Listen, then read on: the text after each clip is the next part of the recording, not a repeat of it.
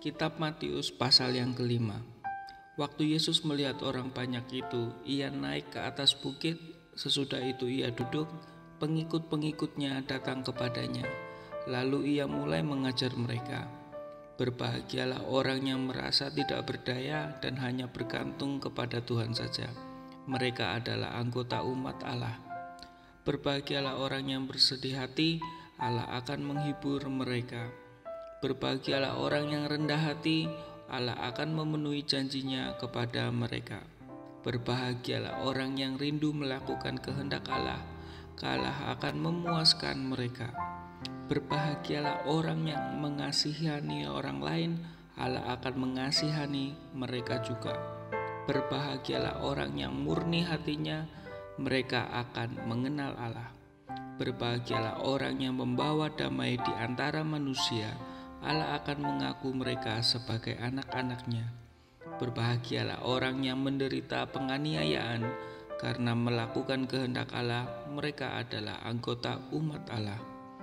Berbahagialah kalau kalian dicela, dianiaya, dan difitnah demi aku. Nabi-nabi yang hidup sebelum kalian pun sudah dianiaya seperti itu. Bersukacitalah dan bergembiralah, sebab besarlah upah di surga yang disediakan Tuhan untuk kalian. Kalian adalah garam dunia. Kalau garam menjadi tawar, mungkinkah diasinkan kembali?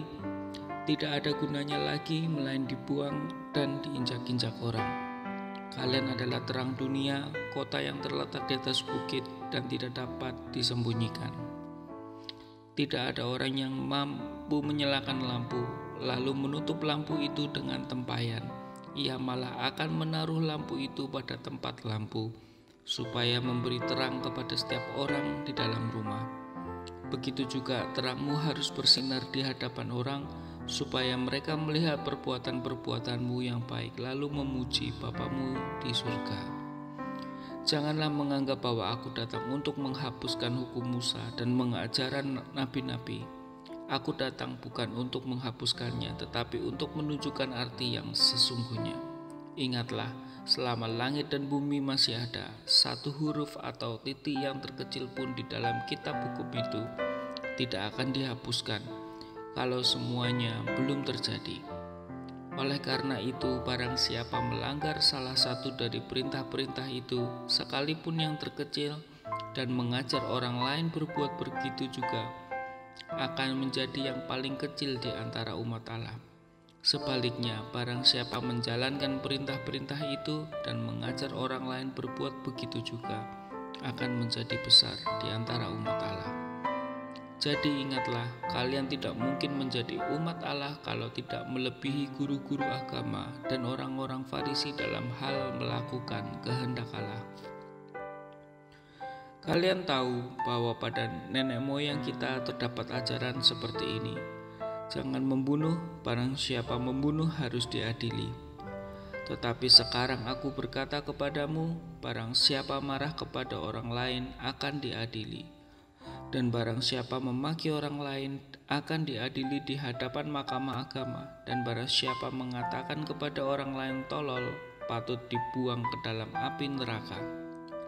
Oleh sebab itu, kalau salah seorang dari antara kalian sedang mempersembahkan pemberiannya kepada Allah, lalu teringat bahwa ada orang yang sakit hati terhadapnya, hendaklah ia meninggalkan dulu persembahannya itu di depan mezbah, lalu pergi berdamai dengan orang itu.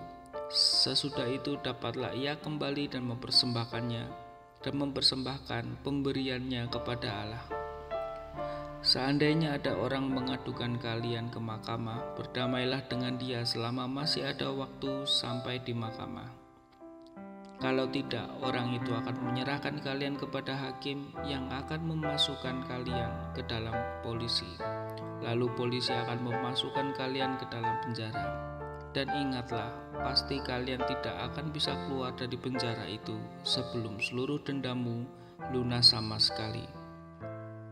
Kalian tahu bahwa ada ajaran seperti ini, jangan berzinah. Tetapi sekarang aku berkata kepadamu, barang siapa memandang seorang wanita dengan nafsu beraib, orang itu sudah berzinah dengan wanita itu di dalam hatinya. Kalau mata kananmu menyebabkan engkau berdosa, cungkilah dan menyebabkan engkau berdosa, cungkilah dan buanglah mata itu. Lebih baik kehilangan salah satu anggota badanmu daripada seluruh badanmu dibuang ke dalam neraka. Kalau tangan kananmu menyebabkan engkau berdosa, potong dan buanglah tangan itu. Lebih baik kehilangan sebelah tanganmu daripada seluruh badanmu masuk neraka. Ada juga ajaran seperti ini, setiap orang yang menceraikan istrinya harus memberikan surat cerai kepadanya. Tetapi sekarang aku berkata kepadamu, barang siapa menceraikan istrinya padahal wanita itu tidak menyeleweng, menyebabkan istrinya itu berzina. Kalau istrinya itu kawin lagi, dan barang siapa yang kawin dengan wanita yang diceraikan itu berzina juga.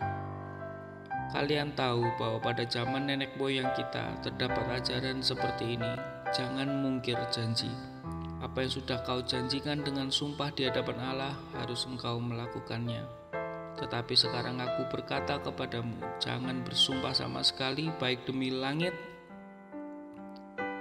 sebab langit adalah tahta Allah, maupun demi bumi, sebab bumi adalah alas kakinya, atau demi Yerusalem, sebab itulah kota raja besar. Jangan juga bersumpah demi kepalamu, sebab engkau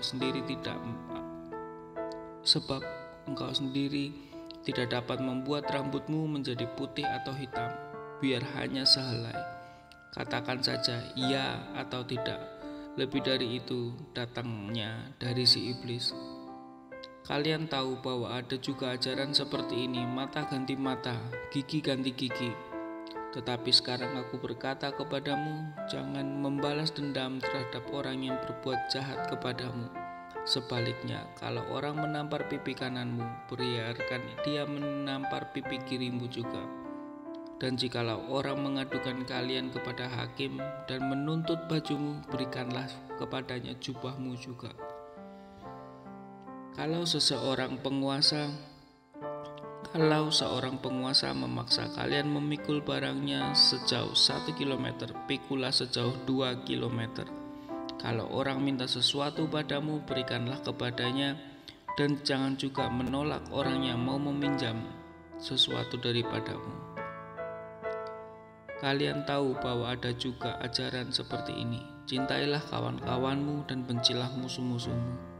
Tetapi sekarang aku berkata kepadamu, cintailah musuhmu dan doakanlah orang-orang yang menganiaya kalian, supaya kalian menjadi anak-anak Bapamu yang di surga. Sebab Allah menerbitkan mataharinya untuk orang yang baik dan untuk orang yang jahat juga. Ia menurunkan hujan untuk orang yang berbuat benar dan untuk orang yang berbuat jahat juga.